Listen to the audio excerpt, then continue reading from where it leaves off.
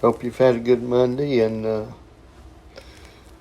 Lord's blessed you. I know He's blessed each one of us if we're alive, and had a good service yesterday, and thank the Lord for the service and all that was able to come. And we, Lord willing, going to pick back up with Philippians chapter 2 and get through that if we can. And in the first verse of Philippians chapter 2, it says, "If there be therefore any consolation in Christ, if any comfort of love, if any fellowship of the Spirit, if any bowels and mercies, fulfill ye my joy, that ye be like-minded, having the same love, being of one accord, of one mind. Let nothing be done through strife or vainglory, but in lowliness of mind let each esteem others better than themselves. Look not every man on his own things, but every man also on the things of others.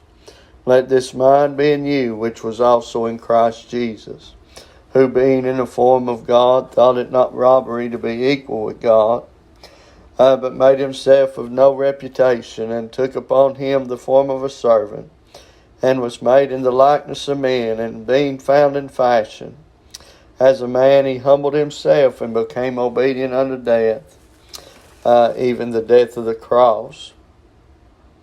So we're going to stop reading about there. And if you begin to look, and he's talking to the church at Philippi, and he said, "If there be any, therefore, any consolation or encouragement in Christ, if any comfort of love, if any fellowship of the Spirit, if any bowels and mercies," he said, "fulfill ye my joy." And these things accompany joy in the Lord, encouragement in Christ, and love and fellowship in the Spirit, and having mercy and a heart for others. Why, listen, that's joy in our life. And he said, "Fulfill ye my joy."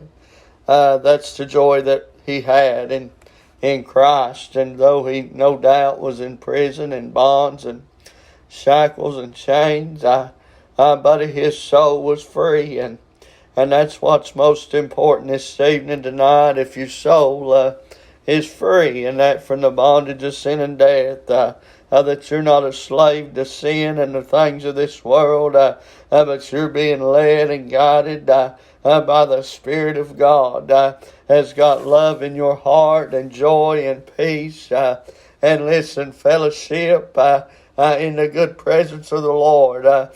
He said that you ought to have the same love, being of one accord and of one mind. Listen, when the church gets in one mind and one accord, they begin to worship the Lord. They cast all other things aside, and that's when you can have revival time. Listen, when the church desires to get where she needs to be, and she works as a body, like the body functions together, and the Lord's Spirit can move through the church. That's our power and our strength, the Spirit of the Lord. And so he said, be in one mind and one accord.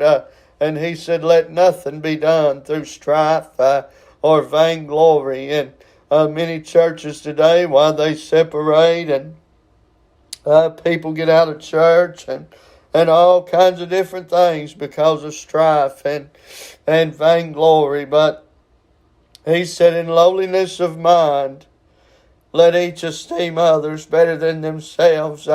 Listen, we've got too much of a spirit of pride in our country, and a lot of time, even in the house of the Lord, somebody feels they're better than somebody else. Listen, if we're anything, we are what we are by the grace of God. And listen, we ought to esteem others better than ourselves, and look upon them. He said, look not every man on his own things, but every man also on the things of others.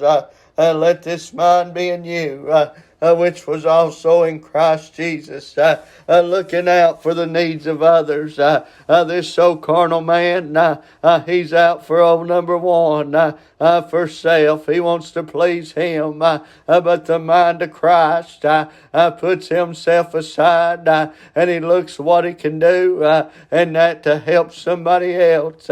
And so the Bible said, let this mind be in you, which was also in Christ Jesus, who being in the form of God, he was God in the flesh, but he thought it not robbery to be equal with God, but he made himself of no reputation. Listen, but he took on himself the form of a servant, and was made in the likeness of men. You think about that. Holy God. Listen, the Lord stepped out of glory, took off his royal garments, and become robed like you and I in this old flesh, born of a virgin, you see, and laid himself down. He said, freely I lay it down, his life, and freely I take it up again. He was looking to you and I, and he took that cross. He bared that shame. He took that whipping. He took that ridicule and that mocking today, so that we wouldn't have to die and spend eternity in hell, though so that we could be free through his death, burial, and resurrection. He said, and he was made in the likeness of men. Ain't you glad today somebody come that could fulfill God's law? Listen, and fix a way. And he's the only way that we can get from earth to glory, is through and by him. Listen, that old cross bridged the gap, that great gulf between the earth and glory, you see, that we can cross over to the other side through Jesus Christ. And he said, in him being found in fashion as a man, in the image of a man, but yet he was God. He humbled himself, laid aside his reputation, who he was, and took on himself that form of a servant. The Bible said he come not to be ministered unto, but to minister, and to give his life a ransom. For many he humbled himself, and left the portals of heaven. Listen, left the splendors, laid aside his glory, listen, and humbled himself, listen, and became obedient, and that to death, and not any death, but the death of the cross, of the Roman crucifixion, by the most horrible, and you see death, I guess man could face, but he hung there, between the heavens and the earth. The life went out of him, but buddy, he let out a cry. It is finished. Listen, I'm glad today the work is finished. The old account was settled long ago. Listen today, Christ humbled himself for you, and he humbled himself for me. And listen, if we'll humble ourselves in the sight of God, he'll lift us up. If we'll cast our cares upon him, he careth for you and I tonight. And listen, so Paul's telling his people to have this mind of Christ, who looked not on self, but looked on the things of others. And then when we do that, that's when we're shining a light for Jesus Christ. We hope you've had a blessed day and a blessed evening, and God bless you.